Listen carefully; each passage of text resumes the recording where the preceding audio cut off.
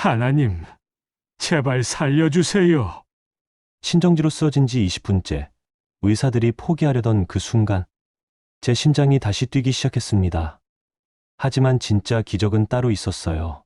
죽음의 문턱에서 만난 하나님께서 제게 35년간 외워왔던 주기도문의 진짜 의미를 깨우쳐 주신 것이었습니다. 샬롬, 사랑하는 여러분.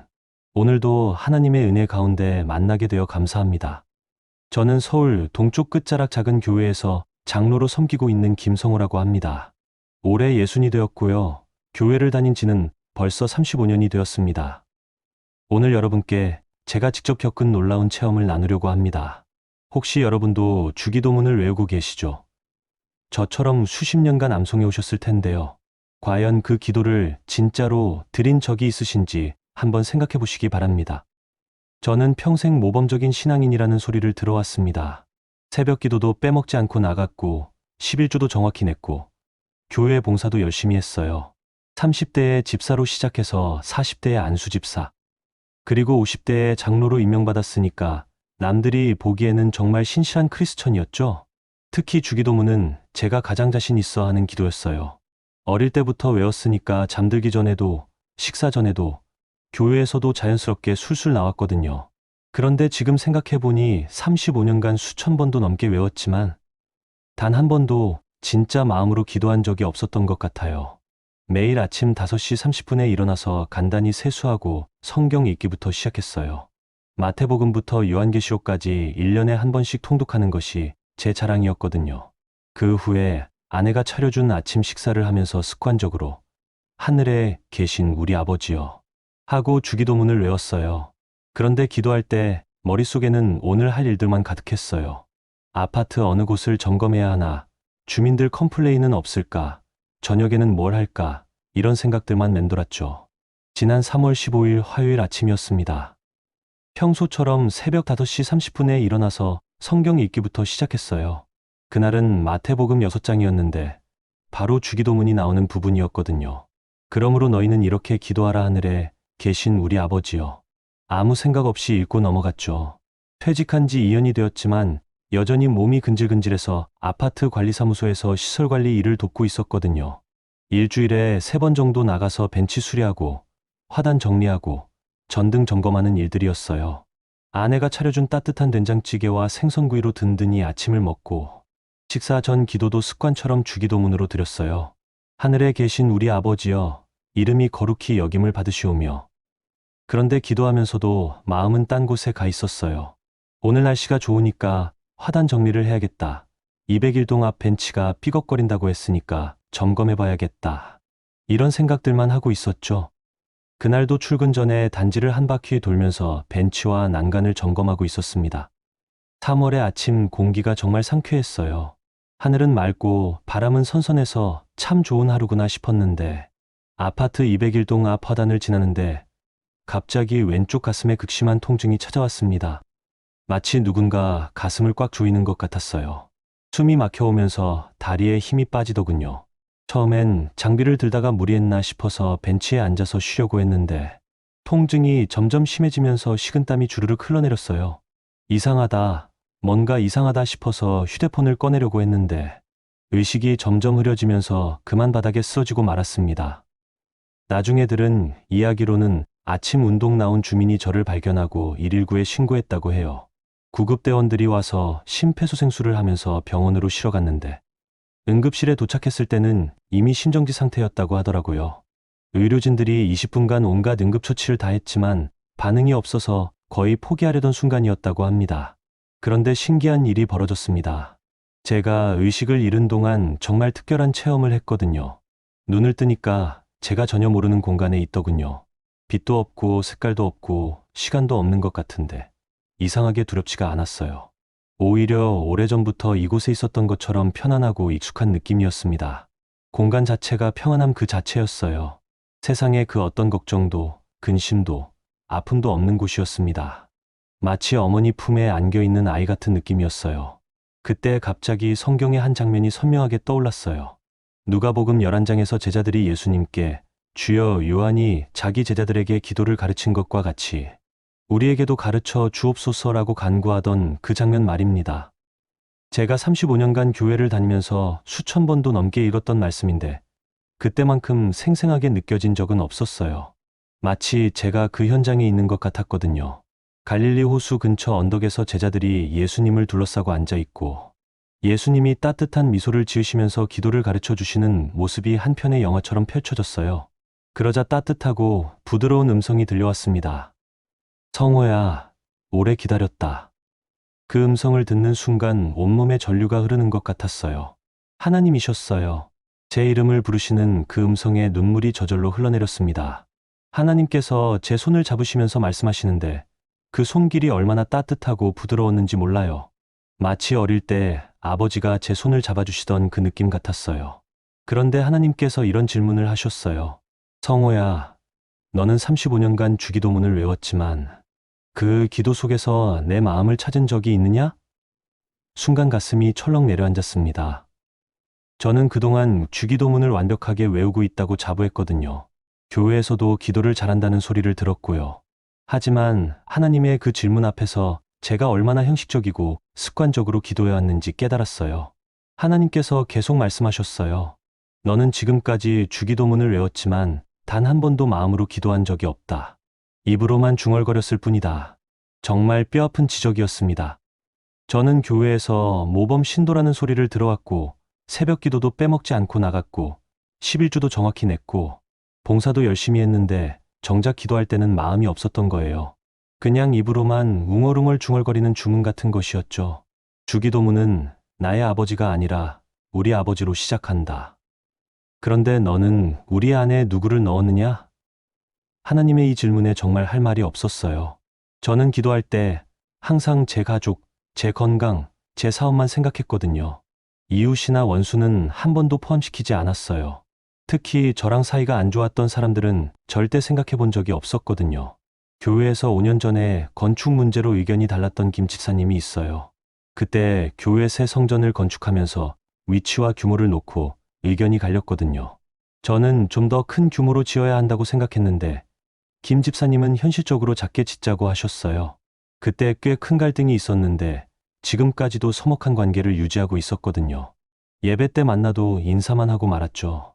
아파트에서도 주차 문제로 다퉜던 옆집 할머니가 계세요.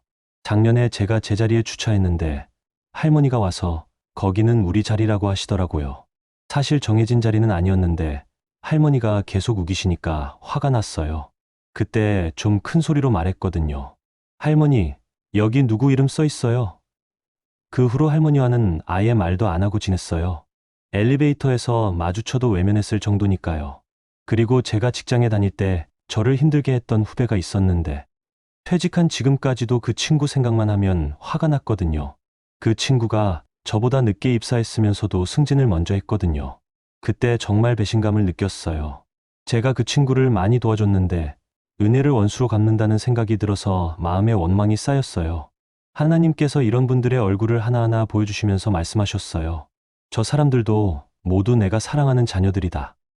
그런데 너는 35년간 그들을 우리 안에 포함시킨 적이 한 번도 없었다. 정말 부끄러웠어요.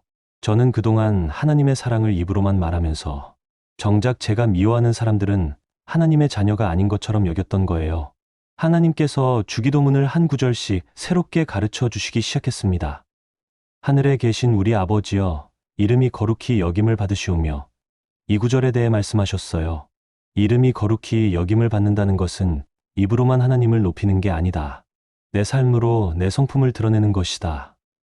내가 사랑할 때, 용서할 때, 섬길 때 내 이름이 거룩히 여김을 받는 것이다. 저는 그동안 예배 때만 할렐루야, 아멘 하면서 하나님을 찬양했지. 평상시에는 전혀 하나님의 성품을 드러내지 못했거든요. 아파트 관리사무소에서 주민들 컴플레인 받으면 짜증내고, 버스에서 자리 못 잡으면 불평하고, 마트에서 계산이 늦으면 점원한테 핀잔 주고, 이런 제 모습이 과연 하나님의 영광을 드러내는 삶이었나 반성하게 되었어요. 오히려 사람들이 저런 사람이 장로라고 하며 하나님을 실망시켰을지도 모르겠더라고요. 뜻이 하늘에서 이루어진 것 같이 땅에서도 이루어지이다. 이 부분에서는 더 큰 깨달음을 얻었습니다. 하나님께서 말씀하셨어요. 너는 지금까지 내 뜻을 구한 것이 아니라 내 뜻이 이루어지기를 구했다. 기도는 하나님을 움직여서 내 소원을 이루는 도구가 아니다. 내가 하나님의 뜻에 순종하겠다는 고백이다. 정말 맞는 말씀이었어요. 저는 항상 하나님, 제 사업이 잘 되게 해주세요. 제 자녀들이 좋은 직장에 취업하게 해주세요. 제 건강을 지켜주세요. 집값이 올라가게 해주세요. 이런 기도만 했거든요. 하나님이 원하시는 게 뭔지, 이웃을 위해 제가 무엇을 해야 하는지는 한 번도 구해본 적이 없었어요. 기도가 하나님과의 대화가 아니라 제 소원을 들어달라는 일방적인 요구였던 거죠. 하나님께서 제게 구체적으로 물어보셨어요. 교회에서 새가족이 왔을 때 내가 먼저 다가가서 섬겼느냐? 경제적으로 어려운 이웃을 도왔느냐? 외로운 사람들과 함께 했느냐? 아픈 사람들을 위로했느냐? 하나하나 돌이켜보니 저는 정말 이기적인 신앙생활을 해왔더라고요. 내 일에만 관심 있고, 내 가족만 챙기고, 내 문제만 해결되면 그만이었어요. 오늘 우리에게 일용할 양식을 주옵시고, 이 구절을 설명해 주실 때는 정말 눈물이 쏟아졌습니다. 일용할 양식은 오늘 필요한 것이다. 내일이 아니라 오늘이다. 그런데 너는 항상 내일, 다음 달, 내년 걱정으로 기도를 채웠다. 오늘의 은혜는 감사하지 않으면서 아직 오지도 않은 미래만 걱정했다. 맞았어요. 저는 늘 미래 걱정으로 머릿속이 복잡했거든요. 은퇴 후 생활비는 괜찮을까? 건강은 언제까지 유지될까? 자식들은 잘 살 수 있을까? 집은 언제 처분해야 할까? 이런 걱정들로 잠도 제대로 못 자는 날이 많았어요. 특히 코로나 이후로 경제가 어려워지면서 노후 걱정이 더 심해졌거든요. 주식도 떨어지고 부동산도 불안하고 해서 매일 뉴스만 보면서 불안해했어요. 하지만 하나님은 오늘 하루의 은혜에 감사하라고 말씀하고 계셨습니다. 오늘 숨 쉴 수 있는 것, 오늘 가족과 함께 할 수 있는 것, 오늘 따뜻한 집에서 잘 수 있는 것, 오늘 맛있는 음식을 먹을 수 있는 것, 이 모든 것이 내가 주는 일용할 양식이다. 내일 일은 내일 염려하고 오늘은 오늘의 은혜에 감사하라. 정말 그랬어요. 저는 당연하게 여겼던 모든 것들이 사실은 하나님의 은혜였던 거예요. 아침에 눈을 뜰 수 있는 것, 아내가 차려준 따뜻한 밥을 먹을 수 있는 것, 자녀들이 건강하게 잘 살고 있는 것, 작은 일이라도 할 수 있는 것, 이웃과 평안하게 지낼 수 있는 것, 모든 게 하나님의 선물이었어요. 그런데 저는 이런 것들은 감사하지 않고 없는 것만 달라고 했던 거죠. 가장 가슴 아팠던 부분은 우리가 우리에게 죄 지은 자를 사하여 준 것 같이 우리 죄를 사하여 주옵시고였습니다. 하나님께서 말씀하셨어요. 용서는 조건이다. 내가 먼저 용서해야 내가 너를 용서한다. 내가 용서하지 않으면 내가 어떻게 너를 용서하겠느냐? 저는 그동안 하나님의 무조건적인 사랑만 강조하면서 정작 제가 남을 용서하는 일에는 인색했거든요. 하나님은 제 모든 죄를 용서해 주시니까 저도 당연히 용서받을 자격이 있다고 생각했어요. 하지만 용서받으려면 먼저 용서해야 한다는 조건이 있었던 거예요. 하나님께서 구체적으로 한 사람 한 사람의 얼굴을 보여주시면서 말씀하셨어요. 김 집사도, 옆집 할머니도, 내 후배도 모두 내가 사랑하는 자녀다. 그들도 연약한 인간이고 실수할 수 있다. 그런데 너는 5년간, 1년간, 10년간 그들을 용서하지 않고 마음의 원망을 품고 살았다. 내가 그들을 용서하지 않으면 내가 어떻게 너를 용서하겠느냐? 그때 정말 마음이 무너졌습니다. 저는 35년간 하나님의 용서만 구하면서 정작 제가 남을 용서하는 일에는 이렇게 인색했구나 싶어서 통곡했어요. 하나님의 사랑을 받으면서도 그 사랑을 다른 사람들에게는 베풀지 않았던 거예요. 정말 이기적이고 편협한 신앙이었어요. 하나님께서 제 어깨를 감싸 안으시면서 말씀하셨어요. 울지 마라. 이제라도 깨달았으니 늦지 않았다. 진짜 용서는 억지로 하는 게 아니다. 내 사랑을 깊이 체험하면 자연스럽게 다른 사람을 용서하게 된다. 그 말씀을 들으니까 마음에 따뜻한 기운이 퍼지기 시작했어요. 하나님의 사랑이 제 마음에 흘러들어오면서 미워했던 사람들에 대한 마음이 조금씩 부드러워지더라고요. 우리를 시험에 들게 하지 마시옵고 다만 악에서 구하옵소서. 이 마지막 구절에서는 겸손을 배웠습니다. 시험에 들지 않게 해달라는 것은 내가 약하다는 것을 인정하는 기도다. 내 힘으로는 유혹을 이길 수 없다는 고백이다. 그런데 너는 지금까지 내 의지력을 너무 믿었다. 정말 맞는 말씀이었어요. 저는 그동안 제 신앙을 너무 과신했거든요. 나는 35년간 교회 다녔으니까 믿음이 좋아. 나는 장로니까 흔들리지 않아. 나는 의지력이 강해서 유혹에 넘어가지 않아. 이런 교만한 생각들이 있었어요. 하지만 사람은 누구나 연약하고 매 순간 하나님의 보호하심이 필요하다는 걸 깨달았습니다. 하나님께서 마지막으로 말씀하셨어요. 나라와 권세와 영광이 아버지께 영원히 있사옵나이다. 아멘. 이것은 고백이다. 모든 것이 내게 속했고 너는 다만 청지기일 뿐이라는 고백이다. 저는 그때까지 제가 가진 것들이 제 노력으로 얻은 것이라고 생각했어요. 집도, 차도, 건강도, 가족도 다 제가 열심히 살아서 얻은 것이라고 생각했는데 사실은 모든 것이 하나님의 것이고 저는 잠시 맡아서 관리하는 청지기에 불과했던 거예요. 그렇게 하나님과 대화하는 동안 제 마음에 놀라운 변화가 일어났습니다. 미워하고 원망했던 사람들의 얼굴이 하나하나 떠오르면서 마음에서 무거운 짐이 벗겨지는 느낌이었어요. 김 집사님도, 옆집 할머니도, 직장 후배도 모두 하나님이 사랑하시는 소중한 사람들이라는 생각이 들면서 진심으로 용서하고 싶다는 마음이 생겼습니다. 하나님의 음성이 점점 멀어지면서 말씀하셨어요. 이제 돌아가서 진짜 주기도문을 드려라. 암송이 아니라 마음으로, 삶으로 드려라. 그러자 눈꺼풀 위로 따뜻한 햇살이 스며들기 시작했습니다. 저 멀리서 의사 선생님의 목소리가 들려왔어요. 살아났습니다. 기적입니다. 간호사들이 웅성거리는 소리와 함께 제 손을 잡고 우는 아내의 목소리도 들렸습니다. 눈을 떠보니 병원 응급실이었어요. 의사 선생님이 말씀하시길 급성 심근경색으로 20분간 심정지 상태였는데 소생한 것이 정말 기적이라고 하시더군요. 보통 이런 경우는 뇌사 상태가 되거나 심각한 후유증이 남는데 아무런 이상이 없어요. 정말 놀라운 일입니다. 가족들이 울면서 아버지 정신 차리세요라고 하는데 제가 처음으로 한 말이 뭔지 아세요? 하나님 감사합니다였어요. 죽음에서 살려주신 것도 감사했지만 더 큰 감사는 주기도문의 참된 의미를 깨닫게 해주신 것이었습니다. 중환자실로 옮겨진 후에 가족들이 다 모였어요. 아내는 물론이고 서울에 사는 큰아들, 부산에 사는 작은아들까지 모두 달려왔더라고요. 며느리들도 왔고 손자 손녀들도 와서 병실이 북적거렸어요. 다들 울면서 아버지 정말 다행이에요. 할아버지 무서웠어요 하는데 가족들이 깜짝 놀라더라고요. 평소에 기도는 해도 이렇게 진심으로 감사 기도를 드리는 모습은 처음 봤다면서요. 입원해서 회복하는 일주일 동안 저는 완전히 다른 사람이 되어 있었어요. 병실에서 처음으로 드린 주기도문은 정말 달랐습니다. 하늘에 계신 우리 아버지여 할 때는 김 집사님도, 옆집 할머니도, 병원 청소하시는 아주머니도, 간병인 아주머니도, 심지어 제가 미워했던 사람들까지 모두 우리 안에 포함시켰어요. 이름이 거룩히 여김을 받으시오며 할 때는 하나님, 앞으로 제 말과 행동으로 하나님을 영화롭게 하겠습니다 하고 다짐했습니다. 간병인 아주머니께 짜증내지 않기, 간호사분들께 친절하게 대하기, 같은 병실 환자분과 좋은 관계 맺기. 이런 작은 일부터 시작하겠다고 기도했어요. 뜻이 하늘에서 이루어진 것 같이 땅에서도 이루어지이다. 할 때는 제 계획이 아니라 하나님의 뜻을 구했어요. 하나님, 이 병을 통해서 저에게 무엇을 깨우치려고 하시는지 알려주세요. 앞으로 어떻게 살아야 할지 인도해 주세요. 하고 간구했습니다. 오늘 우리에게 일용할 양식을 주옵시고 할 때는 오늘 하루의 은혜에 진심으로 감사했습니다. 숨 쉴 수 있는 것, 가족이 곁에 있는 것, 따뜻한 병원 침대에 누워 있을 수 있는 것, 맛있는 병원 음식을 먹을 수 있는 것, 모든 게 감사했어요.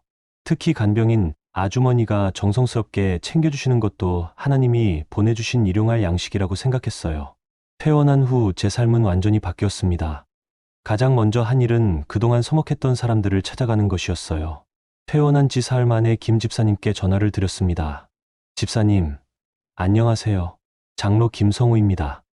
아, 장로님, 병원에 계신다고 들었는데 괜찮으세요? 네, 하나님 은혜로 회복되었습니다. 집사님, 시간 되실 때 한번 뵙고 싶은데요. 김 집사님 댁에 찾아가서 정말 진심으로 사과드렸어요. 집사님, 그동안 제가 정말 잘못 생각했습니다. 5년 전 건축 문제로 의견이 달랐을 때 집사님 말씀이 맞았어요. 제가 너무 고집을 부렸고 마음도 좁았습니다. 용서해 주세요. 김 집사님도 깜짝 놀라시면서 아니에요, 장로님. 저도 그때 너무 강하게 말씀드린 것 같아서 죄송했어요. 사실 장로님께 먼저 사과드리고 싶었는데 용기가 없었거든요 라고 하시더라고요. 그렇게 5년 만에 화해가 된 거예요. 김 집사님과 함께 울면서 기도했어요. 하나님, 그동안 저희가 어리석었습니다. 교회를 사랑하는 마음은 같았는데 서로 미워했습니다. 용서해 주세요. 그 후로 김 집사님과는 정말 가까운 사이가 되었어요. 지금도 일주일에 한 번씩은 만나서 같이 기도하고 교제하고 있어요. 옆집 할머니한테도 찾아가서 사과드렸어요. 할머니 댁 문을 두드리고 할머니, 옆집에 사는 김성우입니다 라고 인사드렸더니 할머니가 깜짝 놀라시더라고요. 1년 동안 말도 안 했던 사이였거든요. 할머니, 지난번에 주차 문제로 제가 큰 소리로 말씀드린 것 정말 죄송합니다. 제가 잘못했어요. 할머니가 눈물을 흘리시면서 아이고, 괜찮습니다. 저도 그때 너무 고집을 부렸어요. 사실 혼자 살다 보니까 외로워서 괜히 예민했나 봅니다 라고 하시더라고요. 할머니도 혼자 사시면서 외로우셨던 거예요. 그 후로 할머니와도 좋은 이웃이 되었어요. 이제는 일주일에 두세 번은 안부를 여쭙고 가끔 아내가 만든 반찬도 갖다 드려요. 가장 어려웠던 건 직장 후배에게 연락하는 것이었어요. 퇴직한 지 2년이 되어서 연락처도 없었거든요. 그런데 몇 달 전에는 정말 특별한 일이 있었어요. 교회에서 노숙자 급식 공사를 하는데 거기서 그 후배를 만난 거예요. 정말 깜짝 놀랐어요. 그 친구가 사업에 실패해서 어려운 상황이 된 것 같더라고요. 예전 같았으면 자업자득이지 하고 외면했을 텐데 그날은 마음이 너무 아프더라고요. 조용히 다가가서 괜찮니? 라고 물었더니 그 친구가 깜짝 놀라면서 눈물을 흘리더라고요. 선배님, 죄송합니다. 이런 모습 보여드려서 뭘 미안해해. 사람 살다 보면 이런 일도 있는 거지. 그 친구와 조용한 곳에서 대화를 나눴어요. 내가 그동안 너한테 섭섭한 마음이 있었는데 이제 보니까 그건 내 문제였어. 내가 승진한 건 내가 능력이 있어서였는데 내가 질투했던 거야. 미안하다. 그 친구가 아니에요, 선배님. 제가 그때 너무 경쟁적이었어요. 선배님께 배운 게 많았는데 감사하다는 말도 제대로 못 드렸거든요. 라고 하더라고요. 그 후로 그 친구를 도와서 다시 일어설 수 있도록 함께 기도하고 있어요. 제가 아는 분들께 소개도 해드리고 일자리 정보도 알려드리고 있어요. 며칠 전에는 좋은 곳에 취업이 되었다고 연락이 왔더라고요. 정말 기뻤어요. 여러분, 정말 감사한 것은 이런 변화가 억지로 하는 게 아니라 자연스럽게 마음에서 우러나온다는 거예요. 하나님의 사랑을 진짜로 경험하니까 그 사랑으로 다른 사람들을 사랑하게 되더라고요. 하나님의 용서를 받으니까 다른 사람들을 용서할 수 있는 힘이 생기고요. 기도 제목도 완전히 달라졌습니다. 이제는 제 문제보다 교회와 이웃을 위해 먼저 기도해요. 새벽 기도 나가서도 하나님, 우리 교회가 지역사회의 빛과 소금이 되게 해주세요. 경제적으로 어려운 이웃들을 도울 수 있는 방법을 알려주세요. 코로나로 힘든 소상공인들을 위로해주세요. 독거노인들을 돌봐주세요. 아픈 분들을 치료해주세요. 이런 기도를 먼저 드립니다. 신기한 건 제 문제를 나중에 기도하는데도 하나님이 더 풍성하게 응답해 주신다는 거예요. 건강도 예전보다 더 좋아졌고, 가족 관계도 더 화목해졌고, 경제적으로도 필요한 것들이 자연스럽게 채워져요. 마태복음 6장 33절 말씀처럼 하나님의 나라와 의를 먼저 구하니까 모든 것을 더해 주시는 것 같아요. 아파트 관리 일도 완전히 달라진 마음으로 하고 있습니다. 예전에는 주민들 컴플레인 받으면 또 뭔 일이야 하면서 짜증났는데 이제는 이분들도 하나님이 사랑하시는 분들이구나 생각하면서 최대한 친절하게 응대해드려요. 네, 어떤 불편한 점이 있으셨나요? 제가 최대한 도와드리겠습니다. 이렇게 말하니까 주민들도 화를 내지 않고 차분하게 말씀해 주세요. 엘리베이터에서 만나는 이웃들께도 먼저 인사드려요. 안녕하세요. 날씨 좋네요. 오늘도 좋은 하루 되세요. 이렇게 인사하니까 분위기가 많이 좋아졌어요. 혼자 사시는 어르신들은 안부도 여쭤봅니다. 어르신, 요즘 어떠세요? 건강은 괜찮으세요? 이렇게 관심을 보이니까 어르신들이 정말 좋아하세요. 주민들이 장로님이 많이 달라지셨네요. 왜 이렇게 친절해지셨어요? 라고 물어보시면 저는 하나님 은혜입니다 라고 대답해요. 가족들과의 관계도 훨씬 좋아졌습니다. 예전에는 자식들이 제 뜻대로 안 하면 화를 냈는데 이제는 하나님, 이 아이들을 당신의 뜻대로 인도해 주세요 라고 기도합니다. 큰아들이 직장을 옮기려고 할 때도 예전 같았으면 안정적인 곳이 좋다고 말렸을 텐데 이번에는 내가 기도해보고 하나님의 뜻이라고 생각되면 해라고 했어요. 며느리들한테도 더 너그러워졌고요. 예전에는 명절 때 음식 준비하는 것 보고 이건 왜 이렇게 했어? 하면서 간섭했는데 이제는 고생 많다. 뭐 도와줄 일 없니? 라고 먼저 물어봐요. 며느리들이 아버님이 정말 많이 달라지셨어요 라고 하면서 좋아해요. 아내와의 관계도 정말 좋아졌습니다. 아내가 당신이 정말 달라진 것 같다. 마음이 훨씬 편해 보여 라고 해요. 매일 아침 일어나면 주기도문으로 하루를 시작해요. 하지만 예전처럼 습관적으로 외우는 게 아니라 한 구절 한 구절 마음으로 음미하면서 기도합니다. 아침에 눈을 뜨면 먼저 하나님, 오늘도 새로운 하루를 주셔서 감사합니다 라고 인사드려요. 그리고 하늘에 계신 우리 아버지여 하면서 오늘 만날 모든 사람들을 우리 안에 포함시킵니다. 정말 신기한 것은 이렇게 기도하기 시작하니까 마음에 평안이 찾아온 거예요. 예전에는 미래의 걱정으로 잠 못 이루는 날이 많았는데 이제는 하나님이 내일도 책임져 주실 거야 하는 믿음으로 편안하게 잠들 수 있어요. 건강검진 받을 때도 결과가 어떻든 하나님의 뜻이겠지 하는 마음으로 평안하게 받을 수 있고요. 교회에서도 달라진 모습을 보여주고 있습니다. 예전에는 당회 모임에서 제 의견과 다르면 목소리를 높였는데 이제는 하나님, 이 문제에 대한 당신의 뜻이 무엇인지 보여주세요 라고 기도부터 합니다. 당회 모임 시작할 때도 먼저 기도하고 시작하자고 제안해서 분위기가 많이 좋아졌어요. 새신자들을 대할 때도 더 따뜻하게 섬기게 되었고요. 지금 이 순간에도 저는 주기도문이 얼마나 완벽한 기도인지 새삼 깨닫습니다. 하나님과의 관계 회복부터 시작해서 하나님의 뜻을 구하고 오늘의 필요를 구하고 용서하고 보호하심을 구하고 마지막에 하나님께 모든 영광을 돌리는 것까지.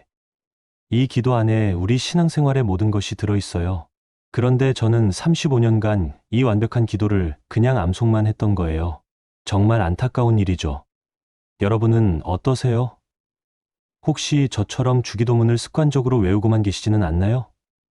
우리 아버지라고 할 때 정말로 미워하는 사람도 우리 안에 포함시키고 계신가요? 뜻이 이루어지다 할 때 진심으로 하나님의 뜻을 구하고 계신가요? 일용할 양식 구할 때 오늘의 은혜에 감사하고 계신가요? 만약 아직 주기도문을 진짜 마음으로 들여본 적이 없으시다면 오늘부터라도 시작해 보세요.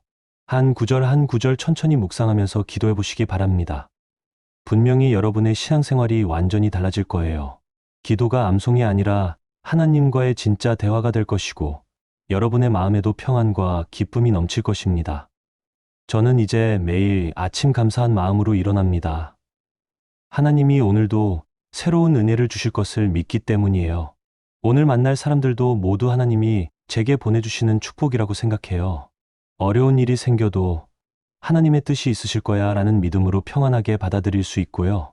이런 삶이 가능한 것은 주기도문의 참된 의미를 깨달았기 때문입니다. 여러분도 오늘 저녁에 주기도문을 다시 한번 마음으로 읽어보세요. 하나님께서 여러분에게도 새로운 깨달음을 주실 것입니다.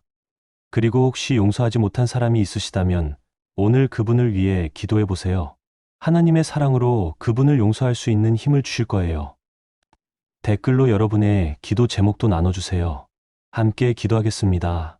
하나님의 사랑을 경험했습니다. 용서할 수 있는 힘을 얻었습니다. 주기도문의 의미를 새롭게 깨달았습니다. 이런 은혜의 간증들을 많이 나눠주시길 바라요. 그리고 이런 말씀이 은혜가 되셨다면 구독과 좋아요도 눌러주시고요. 더 많은 분들이 하나님의 말씀을 듣고 은혜 받을 수 있도록 함께 해주세요. 다음에도 하나님께서 제게 주신 은혜로운 간증으로 찾아뵙겠습니다. 여러분 모두가 주기도문의 참된 의미를 깨달아서 하나님과 깊은 교제를 나누시길 바랍니다. 그리고 그 사랑을 이웃들과 나누는 복된 삶을 사시길 기도합니다. 샬롬 여러분, 하나님의 평안이 여러분과 여러분의 가정에 충만하시기를 축복합니다. 아멘.